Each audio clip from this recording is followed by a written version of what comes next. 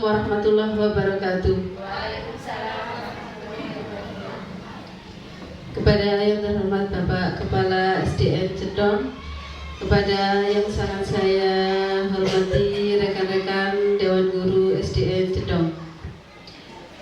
Pertama-tama marilah kita haturkan rasa syukur yang mendalam kepada Allah Subhanahu wa taala yang telah memberikan kita nikmat sehat, nikmat sempat, sehingga kita bisa hadir dalam pemaparan budaya positif oleh saya Nurul Istiqomah CGP Angkatan 11 Kabupaten Mojokerto. Shalawat serta salam patutlah senantiasa kita haturkan kepada Nabi Muhammad SAW yang telah memberikan kita jalan kebaikan berupa agama Islam. Bapak Ibu yang sangat saya hormati, untuk membuka acara pada siang hari ini, semoga senantiasa diberikan kelancaran oleh Allah Subhanahu wa taala. Marilah kita buka dengan bacaan bismillah. Bismillahirrahmanirrahim. Acara selanjutnya yaitu sambutan dari Bapak Kepala SDN Cedong. Kepada beliau kami persilakan. Terima kasih. Assalamualaikum warahmatullahi wabarakatuh. Bismillahirrahmanirrahim. Alhamdulillahirabbil alamin. Wassalatu wassalamu ala asyrofil mursalin sayyidina wa maulana Muhammadin wa alihi washabihi ajmain. Amma ba'du.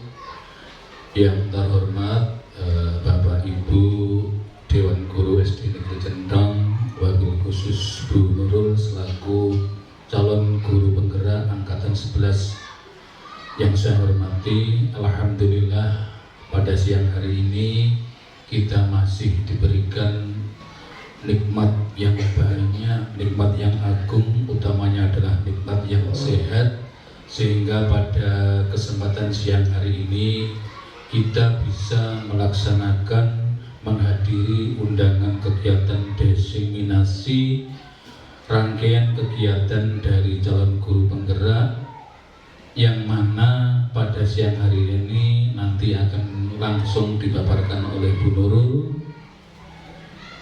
yang mana penerapan budaya positif nanti yang akan diambil atau judul untuk kegiatan siang hari ini. Saya selaku kepala sekolah sekaligus nanti mengharapkan bahwa kegiatan semacam ini bukan hanya seremonial, tapi hendaknya apa yang nanti disampaikan betul-betul ini nanti bisa diterapkan utamanya kepada anak-anak. Kalau melihat judul dari kegiatan diseminasi ini adalah penerapan budaya positif. Mengapa materi ini diambil? Kita tahu bahwa budaya-budaya positif yang sekarang ini kelihatannya semakin lama semakin luntur. Budaya baik ini semakin dengan kemajuan zaman, kemajuan iptek, lama-kelamaan kalau ini nanti jenengan biarkan hal-hal yang sekecil tanpa jenengan ada peran panjenengan, saya yakin beberapa tahun ke depan ini akan hilang. Maka tugas panjenengan sebagai pendidik, guru itu bukan hanya nanti harus bisa memberikan contoh figur kepada anak-anak. Karena tugas panjenengan saiki sekarang itu istilahnya harus respon cepat, respon kalau melihat anak-anak yang sekarang. Bapak Ibu sekalian yang saya hormati, budaya positif ini tidak hanya diterapkan di anak-anak, panjenengan juga harus sebagai figur, sebagai pemimpin, sebagai panutan dari anak-anak harus benar-benar bisa menerapkan. Karena apa? Satu contoh ya, anak-anak rasa kepedulian. Nah, rasa kepedulian itu sekarang itu sangat kurang sekali. Gitu. Satu contoh, kita berkali-kali mengingatkan kepada anak-anak, ayo buang sampah di tempat sembarangan, jangan buang di tempat sembarangan. Anak sekarang itu diingatkan sekali, dua kali, ya sudah, ada di sampah di depannya ya sudah, cuek saja. Ini apa, Nana? Bapak Ibu sekalian, ini adalah tugas kita sebagai pendidik, yang mana budaya-budaya yang sekecil apapun nek panjenengan tidak open akan lama-kelamaan terus. Satu contoh, saiki anak mesuk itu wis biasa koyo lambe wis keprojo titik ya mesti. Nah, mesuk itu ya Allah, kadang-kadang di dalam hati. Ini panjenengan kalau mendengar seperti itu jangan diam. Dipanggil, dikandani. Nah, jangan seperti itu. Ini nanti kalau panjenengan nggak ada kepedulian sama sekali, ya sudah. Jadi apa anak-anak kita? Ini tugas panjenengan Bapak Ibu selaku pendidik, selaku pengajar bisa memberikan contoh. Nek panjenengan tidak tidak open kepada anak-anak, wis terjemah cuek kepada anak-anak ya sudah. Nah, harapan saya Bapak Ibu, terima kasih kepada Bu Nurul, mohon nanti apa yang disampaikan beliau tidak hanya kita itu cara gampangannya ya sudah masuk telinga kanan keluar telinga kiri, tapi mohon ayolah kita bareng-bareng, mumpung kita masih ada kesempatan, gunakan kesempatan ini. Ayo apa maneh sing ditinggalno kepada anak-anak didik kita gitu. Anak bisa berbuat baik sampai dewasa, ini nanti juga akan kembali kepada diri kita. Nek panjenengan wis gak umi, wis gak open ning gone arek-arek ya sudah. Jadi apa anak-anak kita?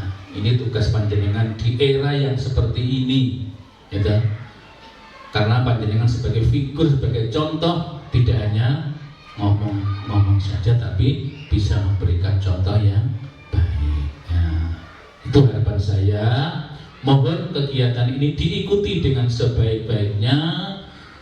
Mohon kita terapkan budaya-budaya positif, yang mana budaya positif itu salah satunya adalah dalam bentuk kesepakatan kelas. Jadi janjinya anak kepada maka kemarin di awal itu sudah saya sampaikan, mohon Bapak Ibu ayo gawe kesepakatan kelas, dipajang di situ, dihias di kelasnya, ditulis yang besar yang bagus. Nah, ini adalah termasuk salah satu budaya positif. Nah, itu harapan saya. Dengan demikian kegiatan diseminasi pada kegiatan siang ini saya nyatakan dibuka dengan ucapan Bismillahirrahmanirrahim. La haula wala quwata illa billahil aliyyil azim.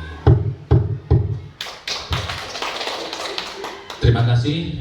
Semoga kegiatan ini nanti bermanfaat khususnya kepada panjenengan dan umumnya kepada anak didik kita, keluarga besar SD Negeri Dendong.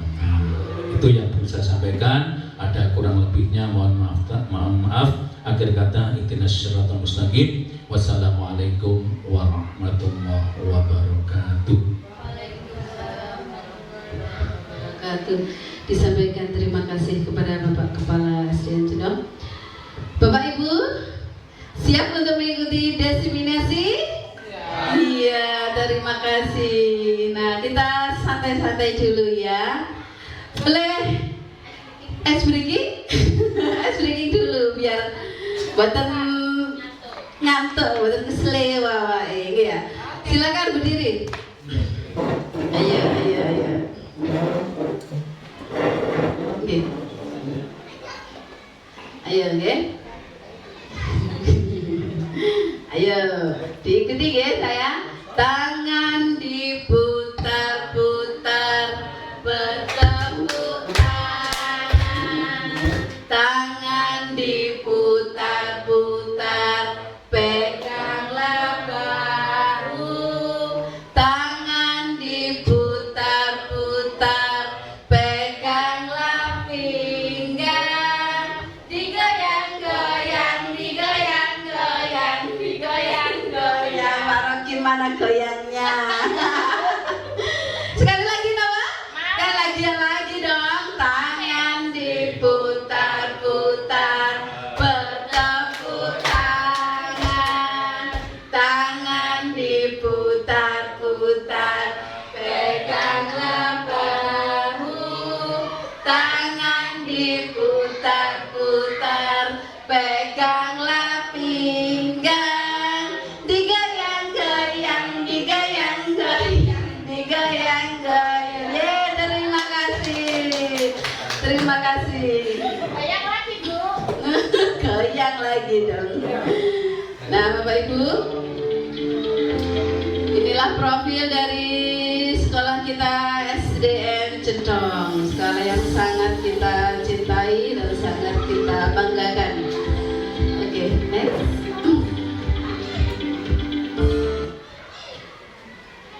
Penyebaran pemahaman dan penerapan pengalaman budaya positif oleh Nurul Istiqomah SPDSD CGP Angkatan 60A.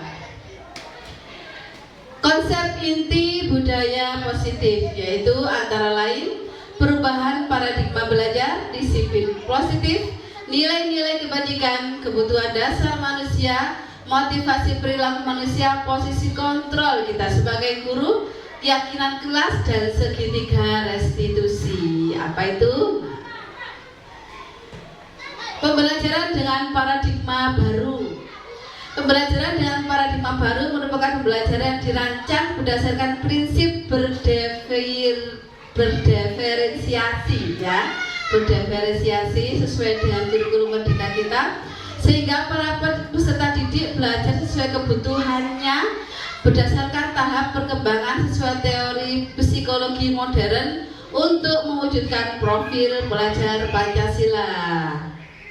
Ya, disiplin positif berdasarkan dari kata disiplina yang berarti belajar. Disiplin mengacu pada disiplin diri yang memiliki tanggung jawab terhadap apa yang dilakukannya berdasarkan nilai-nilai yang diyakini. Nilai-nilai yang diyakini peserta didik itu yang muncul dalam pembuatan keyakinan kelas atau kesepakatan kelas. Sampun nggih? Sampun. Terima kasih. Disiplin positif merupakan salah satu cara penerapan disiplin yang bertujuan untuk menumbuhkan kesadaran serta memberdayakan peserta didik tanpa mengharapkan imbalan. Jadi reward itu bukan sesuatu hal yang memotivasi siswa lagi, tapi hadiah reward yang kita berikan kepada siswa itu malah menghukum. Loh, kok bisa? Kenapa? Kok bisa menghukum? Nah, nanti sebagai peserta didik, tujuan kita menciptakan peserta didik yang memiliki disiplin diri, sehingga mereka berperilaku mengacu pada nilai-nilai kebijakan kebajikan universal dan memiliki motivasi intrinsik, motivasi yang ada pada diri siswa yang bisa memberikan perubahan yang mendalam pada diri siswa. Oke, next. Selanjutnya nilai-nilai kebajikan. Nah, nilai-nilai yang kita sepakati dalam keyakinan kelas atau kesepakatan kelas itu mengandung peduli, rajin, integritas, rasa hormat, keterus-terangan, keberanian, kebahagiaan, tanggung jawab, dan lain sebagainya. Nanti Bapak Ibu bisa pirsani, nanti slide bisa saya bagikan. Lanjut. 5 kebutuhan dasar manusia. Nah, kita sebagai manusia itu memiliki 5 kebutuhan yang mendasar. Yang pertama, bertahan hidup. Jelas, kita sebagai manusia itu bertahan hidup, ya. Adapun antara lain makanan, pakaian, tempat tinggal, keamanan, kesehatan, kebahagiaan. Nah, gitu, Yang kedua, kasih sayang dan rasa terima kasih. Betul, ya? Kita memiliki rasa kasih sayang, ya, dan rasa terima kasih kepada seseorang, karena kita tidak bisa hidup sendiri. Rasa diterima, dipedulikan, berbagi, kerjasama dari berbagai kelompok. Penguasaan, kebutuhan yang ketiga yaitu penguasaan. Bapak Ibu mempunyai sifat penguasaan, ya, walaupun itu bukan dalam segi yang luas. Penguasaan pada diri sendiri, kita menguasai diri kita sendiri, mau apa, mau kemana, mau jadi apa, itu yang mengatur, yang menguasai diri kita sendiri. Selebihnya kita juga bisa menguasai dalam lingkup kecil, keluarga, ya. Kita menguasai keluarga, kita mengatur keluarga dengan sebaik-baiknya. Yang ketiga, kebebasan. Sebagai manusia kita mutlak membutuhkan kebebasan. Tidak ada pengekangan, tidak ada rasa takut. Nah, seperti itu, Bu, ya. Kita butuh, ya, kebebasan itu, ya. Sangat butuh. Mandiri, memiliki pilihan, mencoba hal baru, mampu mengendalikan arah diri sendiri. Yang berikutnya, kesenangan. Jenengan pengen kesenangan apa buatan? Semua orang pasti ingin senang, ingin bahagia. Kebutuhan dasar kita. Nah, dari kebutuhan kelima dasar inilah yang harus kita jadikan acuan dalam mendidik peserta didik. Mereka harus memenuhi kasih sayang, mereka bisa penguasaan, mereka bisa menguasai materi pelajaran, menguasai kegiatan pelajaran, mereka bebas menentukan arah tujuannya, ya, tanpa kita kekang. Dan kesenangan, mereka juga bebas untuk senang, wajib untuk senang, karena senang itu hal mendasar pada sebuah pembelajaran. Oke, next. Motivasi perilaku manusia.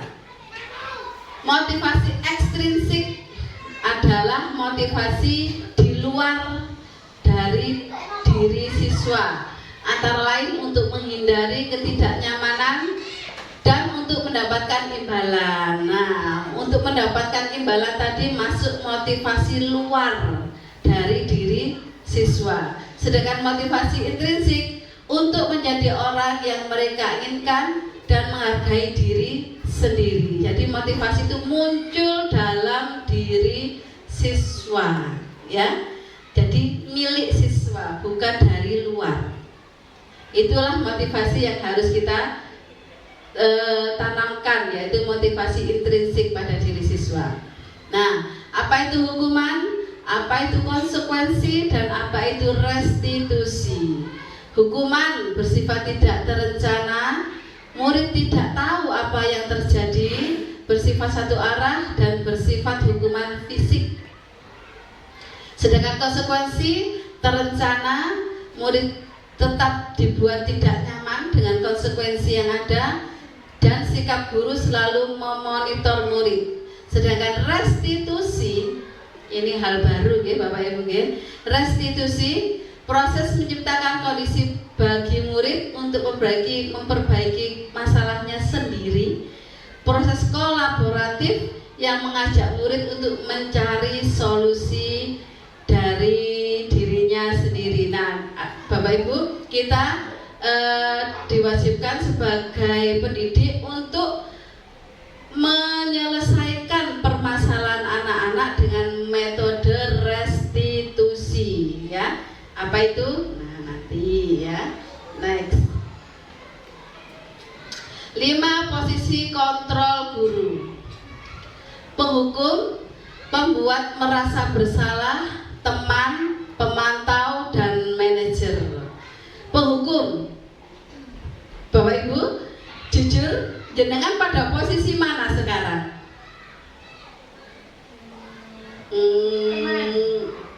Teman? Oke, teman? Yang lain? Pada posisi guru untuk mengatasi masalah siswa, pada posisi apa sekarang? Penghukum? Pembuat merasa bersalah? Atau pemantau? Atau manajer? Manajer. Bagus. Nah, penghukum. Pada waktu sebelum kegiatan CGP ini, saya pribadi sebagai guru sering menghukum. Sering menghukum, Pak. Karena apa? Bagi saya proses penghukum pada siswa akan membuat efek jerah, akan membuat siswa itu tidak mengulangi perbuatannya lagi. Ternyata salah, Pak. Ternyata salah.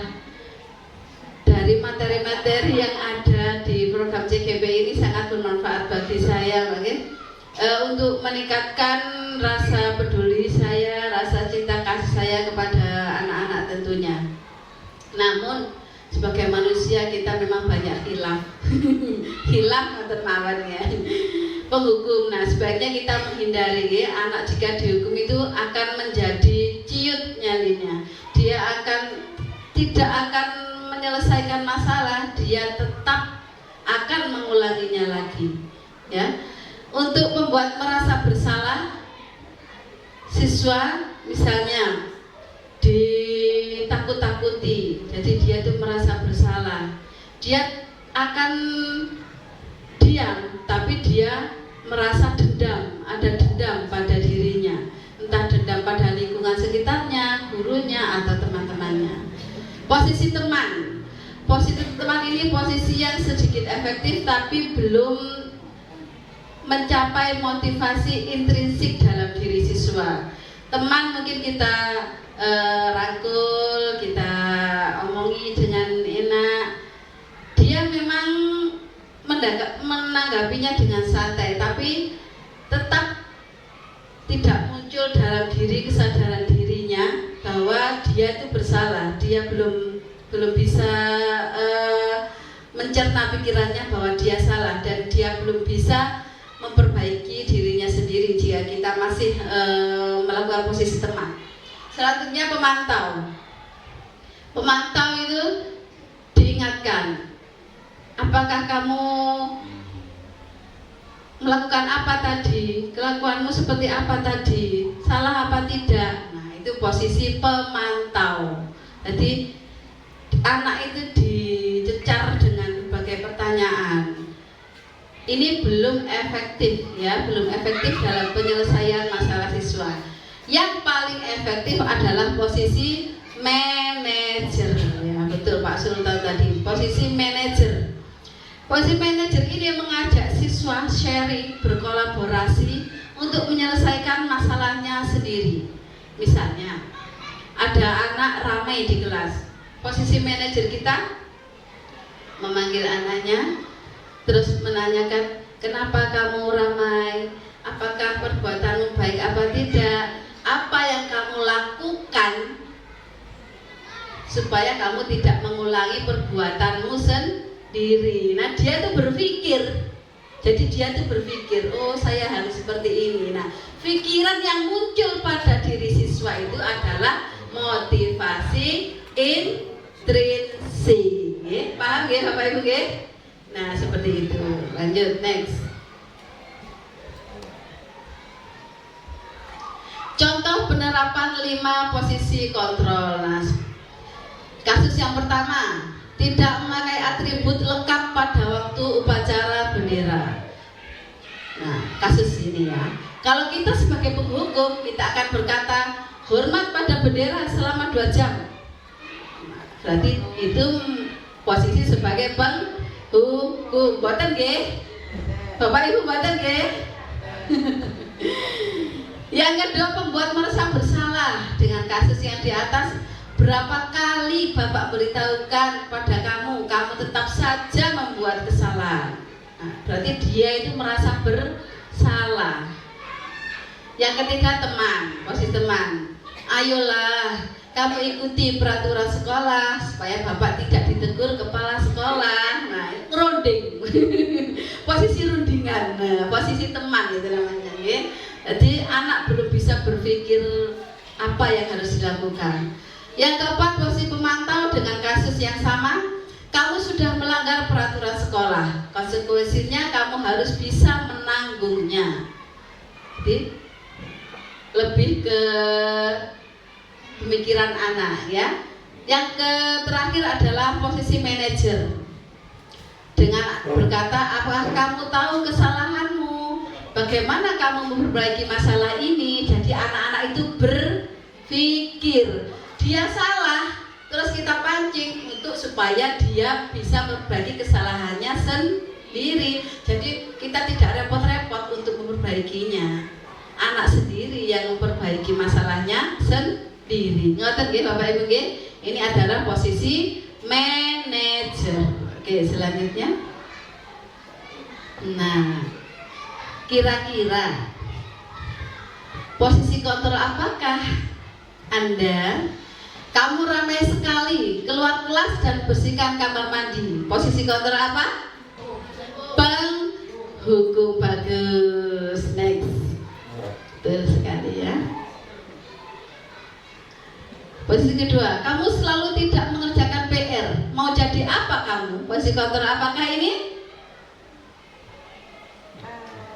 Apa ya? Pembuat. Iya betul, pembuat merasa bersalah. Posisi kontrol ketiga. Ayolah nak, kamu jangan malas lagi, yang rajin ya, lakukan demi ibu. Posisi apa ini? Oke, bagus. Wah, luar biasa, ya. Posisi keempat, kamu tahu konsekuensinya jika terlambat datang ke sekolah? Pemantau. Iya, betul sekali Bu Eni, ya. Lanjut. Kamu tidak mengerjakan PR, kira-kira apa yang akan kamu lakukan supaya tidak terulang lagi? Posisi Manajer. Oke, manajer dong. Bapak Ibu, kira-kira jenengan akan memilih posisi apa sebagai guru? Manajer. Yakin? Yakin? Yakin, nggih? Memilih posisi manajer untuk menyelesaikan masalah pada siswa, karena masalah yang ada pada siswa itu setiap hari, Pak Bu, nggih. Setiap hari, bukan seminggu sekali, tapi setiap hari. Nah, sekarang kita ke keyakinan kelas. Unsur-unsur penunjang keyakinan kelas yaitu bersifat abstrak, berupa pernyataan universal, dibuat dalam pernyataan positif, sedikit saja agar mudah diingat, sesuai dengan kondisi sekolah dan kelas. Semua warga sekolah dilibatkan dalam membuat keyakinan sekolah. Nah, ini contoh keyakinan sekolah saya, keyakinan kelas saya yang sudah saya buat. Nah, Bapak Ibu nanti sudah membuat, bisa difoto, oke? Nanti saya upload. Monggo, jika ada yang butuh bimbingan, bantuan saya, monggo, saya bersedia membantu. Lanjut. Sekarang kita ke segitiga restitusi, Bapak Ibu. Perlu diketahui bahwa ternyata Pak nggih, hadiah itu menghukum, Pak. Saya baru tahu nih Pak nggih, ternyata hadiah, pemberian hadiah kepada siswa. Satu siswa misalnya sudah selesai mengerjakan, terus kita memberikan buku atau memberikan pensil dalam bentuk kecil saja, itu merupakan hukuman bagi siswa itu sendiri dan juga siswa yang lain. Loh, kok bisa? Nah, karena pada diri siswa yang kita berikan hadiah, jadi dia itu merasa tertekan dirinya untuk mendapatkan hadiah lagi. dia akan memikirkan, loh saya harus nomor 1 lagi, saya harus lebih cepat lagi untuk dapat hadiah lagi. Nah, seperti itu ternyata. Dan juga penghukum bagi temannya, misalnya contoh jadi bahan bully, oleh teman-temannya. Oh, enaknya ini dapat hadiah. Nah, jadi seperti itu. Jadi hadiah itu kurang efektif. Bapak Ibu, kita menuju ke segitiga restitusi. Suatu proses dialog yang dilakukan oleh guru untuk menghasilkan siswa yang mandiri dan bertanggung jawab. Segitiga restitusi ini adalah kelanjutan dari posisi kontrol manajer, ya.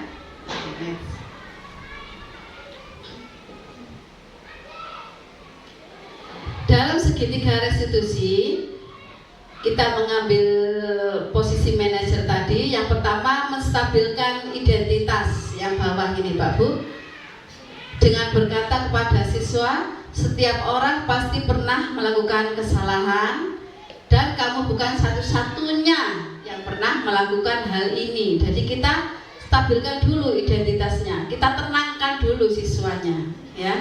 Misalnya ada anak rame, sudah kamu itu kita itu bukan manusia yang sempurna. Aduh, kayak apa? Yang kedua, validasi kebutuhan. Jadi kita mengkolaborasikan kepada siswa dengan cara, adakah cara yang lebih efektif untuk mendapatkan yang kamu butuhkan. Jadi siswa itu kita ajak berpikir. Ya. Dan selanjutnya menanyakan keyakinan. Kalau jenengan sudah membuat keyakinan, misalnya tertib dalam kelas. Jika ada anak-anak rame, kita tinggal meyakinkan lagi pada mereka. Kamu kemarin membuat keyakinan tertib di dalam kelas ya? Iya Bu. Loh kenapa kok tidak tertib? Nah, kita jadi bisa flashback, mengingatkan anak-anak lagi. Nah, itu yang disebut segitiga restitusi. Lanjut. Contoh penerapan segitiga restitusi. Nah, langsung Maman ya, jangan bingung. Kasus yang pertama, Jibril sedang bermain saat pelajaran berlangsung. Nah, ini anaknya ya. Pada waktu pelajaran itu ini kan zamannya digital Pak Bugi. Kalau kita tidak punya bukti otentik, anak tidak akan percaya. Jadi saya foto, saya video. Nah, dia itu sedang bermain-main, entah permainan apa itu. Nah, dari kasus ini saya akan merestitusi dia dengan segitiga restitusi. Lanjut. Nah.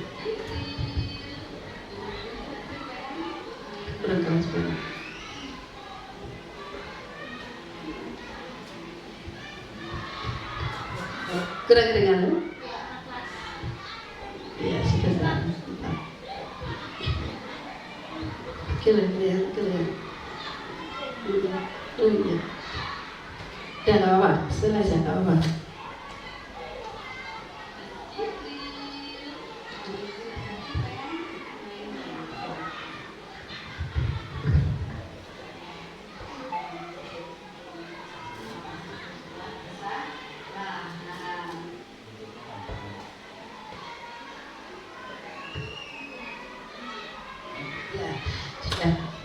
Sebentar Bu Ani. Nah, menstabilkan identitas dengan berkata tidak ada manusia yang sempurna, semua pasti berbuat kesalahan. Ini kita menstabilkan identitas dulu, ya. Jadi jika ada anak rame seperti itu, kita panggil, kita tanyai, tidak ada manusia yang sempurna ya Nak ya.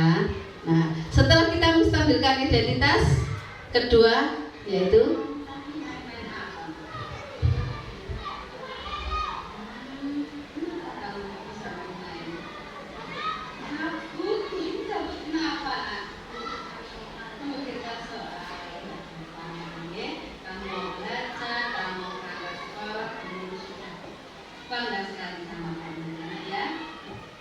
yang kedua adalah validasi tindakan. Kita bertanya, kamu tadi ngapain?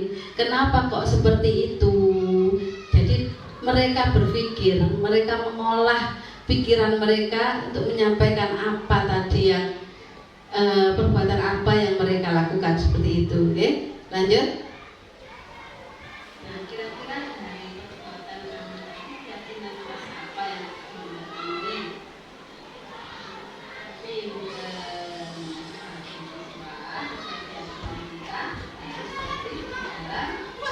Iya. Nah, yang ketiga menanyakan keyakinan. Setelah menanyakan apa, kenapa kamu, alasan kamu, terus kita menanyakan keyakinan. Kita memantapkan lagi keyakinan yang telah kita sepakati, karena keyakinan yang dibuat itu dibuat oleh anak-anak sendiri. Jadi mereka berpikir, mereka berbuat untuk sesuai dari keyakinan kelas mereka. Okay? Seperti itu Bapak Ibu. Okay? Sadem, okay? Nah, ini adalah proses dari segitiga restitusi. Ya, jadi anak-anak itu digiring, dikolaborasikan untuk memunculkan nilai intrinsik. Setelah dia meyakini keyakinan kelas bahwa oh iya, saya harus tertib, saya tidak boleh rame. Jadi mereka itu bisa berpikir sendiri. Jadi kita bagi guru, sebagai guru, kita tidak perlu repot-repot lagi untuk menghukum siswa atau apa. Jadi mereka muncul dari pikiran mereka, dari dalam hati mereka, dan diwujudkan dalam perbuatan mereka. Bapak Ibu, oke, lanjut. Nah, terima kasih. Pendidikan guru bergerak, tergerak, bergerak dan menggerakkan. Boleh aplausnya? Ya, Bapak Ibu, semoga manfaat tadi. Saya mohon refleksinya sebentar, ya. Mohon dicek di HP-nya.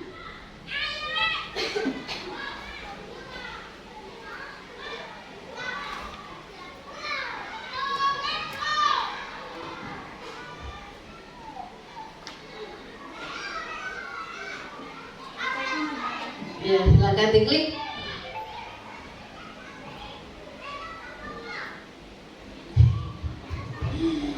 Bagaimana perasaan Anda setelah menerima materi budaya positif dari saya Nurul Istiqomah?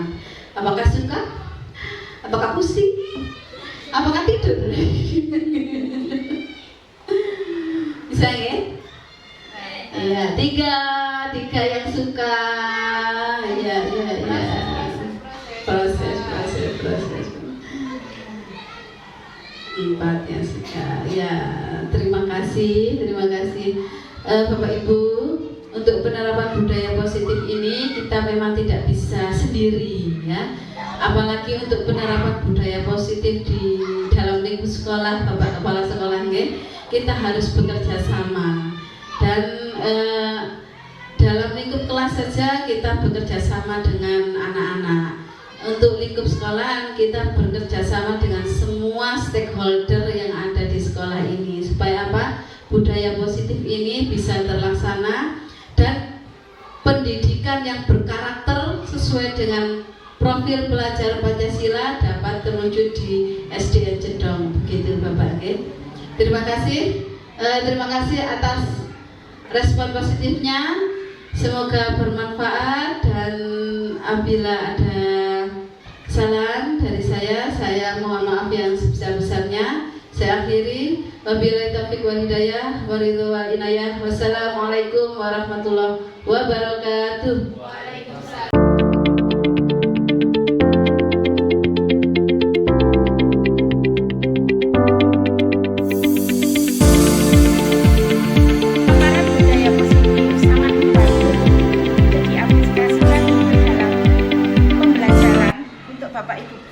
Sangat bermanfaat sekali, dan itu bisa kita praktekkan untuk lebih meningkatkan mutu pembelajaran kita di kelas.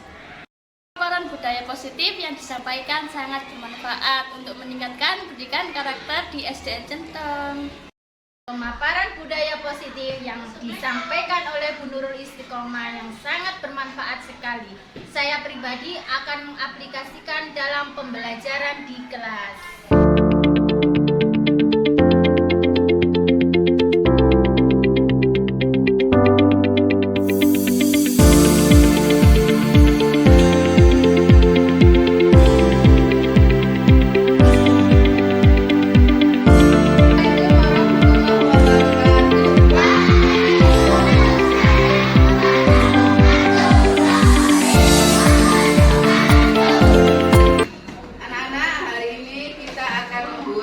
keyakinan kelas ya.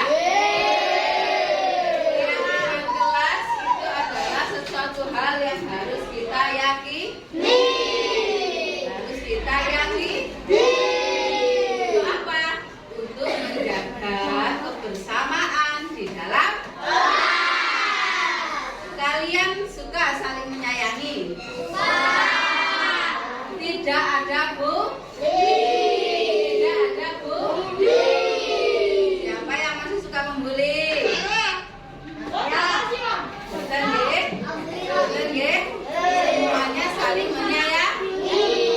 Anak, kira-kira untuk keyakinan kelas kita kalian sudah memiliki angan-angan? Sudah.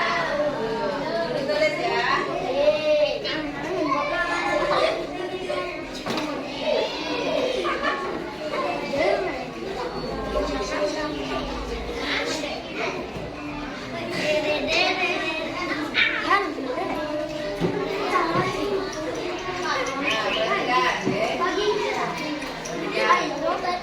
Keyakinan kelas 4. Kira-kira kamu kalian semua memiliki keyakinan apa nak? Ya, bekerja sama, menjaga. Oke? Oke. Tulis ya. Bekerja sama.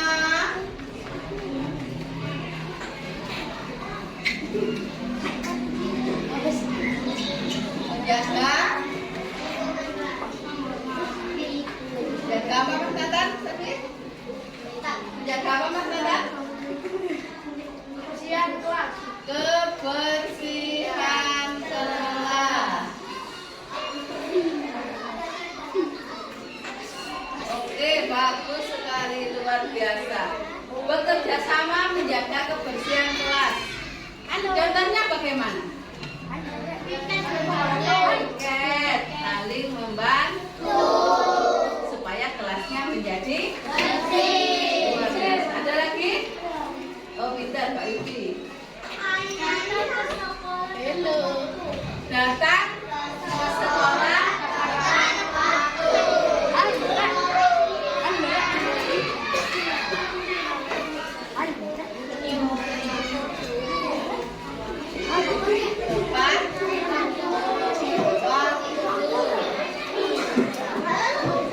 Ada lagi kira-kira? Ya, baiknya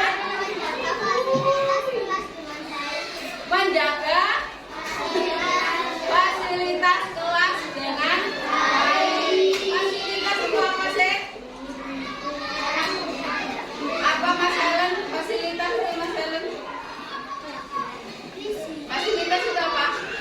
Semua yang ada di benar Mas Nathan, barang harus dijaga.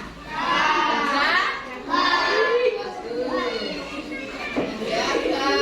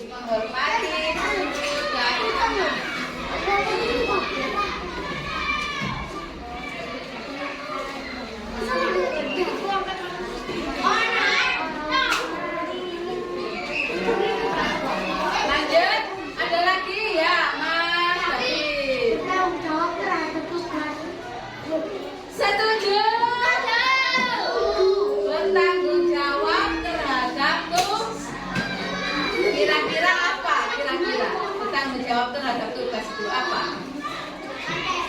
Iya, mengerjakan PR. Sudah mengerjakan PR? Biasa.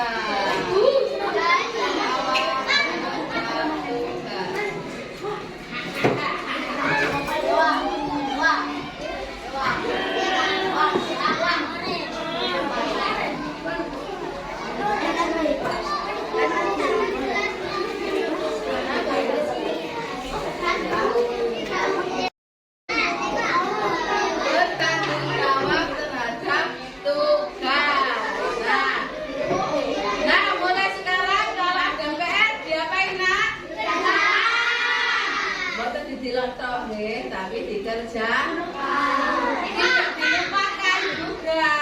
Untuk omah lupakan. Pintar Mas Dewa mengerjakan PR. Ada lagi? Ya, Mas Fahmi. Nah, angkat tangan sebelum berbicara. Jadi tidak bersautan. Ya, setuju ya? Setuju?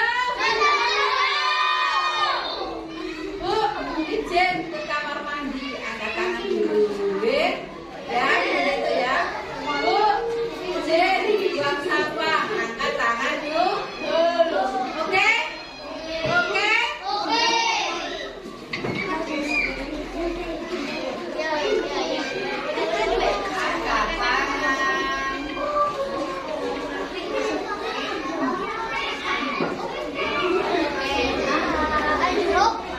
tangan. Ayo, Bu. Delapan, kira-kira? Hah? Bamai, apa Bamai? Bagus. Apa? Membuang? Iya. Tempatnya mana sampah itu? Di mana? Di tempat apa di bawah meja?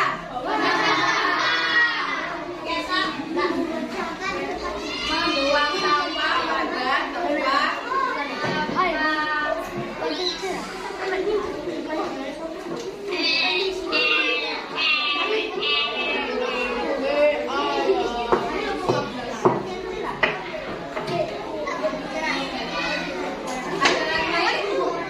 Ya.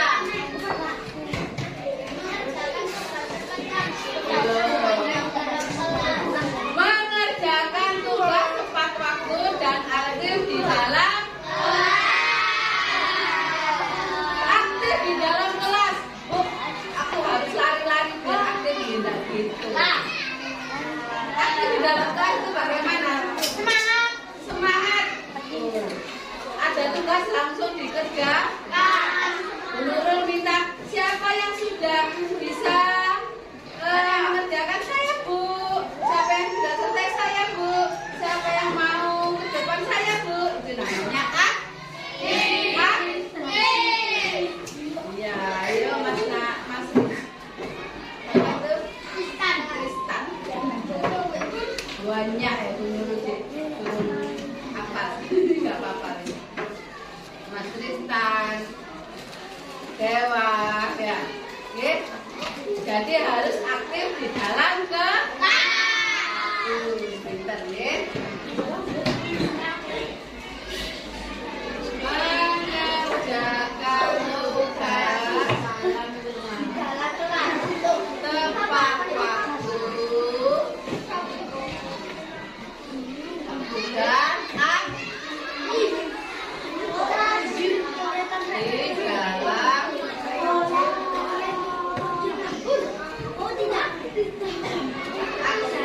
ya. Aktif artinya juga tidak tidur. Ayo siapa yang tidur di dalam kelas? Nah, itu aktif apa tidak, Nak? Jadi kalian itu harus bahagia.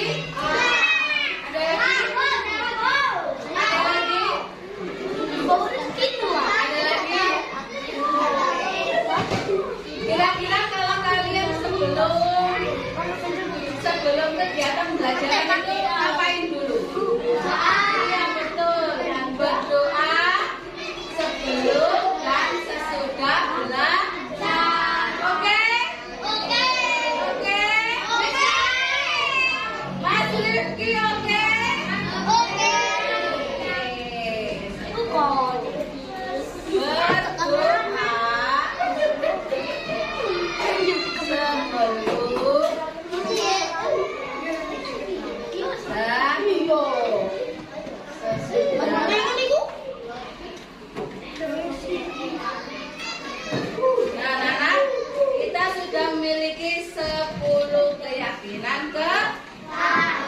membaca, dipahami. Kira-kira kamu belum memenuhi yang mana?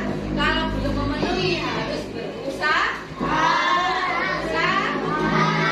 Yuk. Sikap sempurna. Duduk. Duduk siap. Nah, pintar. Sekarang nanti kamu baca, kamu pahami ya. Yakin ya? Yakin ya? Yakin. Tepuk tangan.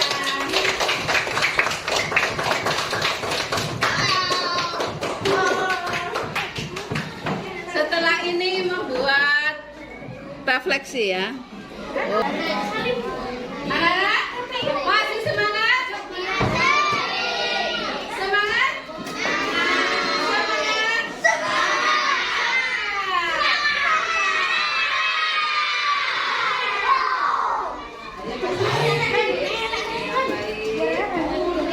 Ayo perhatikan. Setelah kita membuat keyakinan kelas ya. Setelah kita membuat keyakinan kelas, kamu akan membuat refleksi pembelajaran. Antara lain peristiwa, perasaan kalian. Aku mendapatkan yang kamu dapatkan tadi apa? Terus yang akan aku lakukan, aku melakukan apa?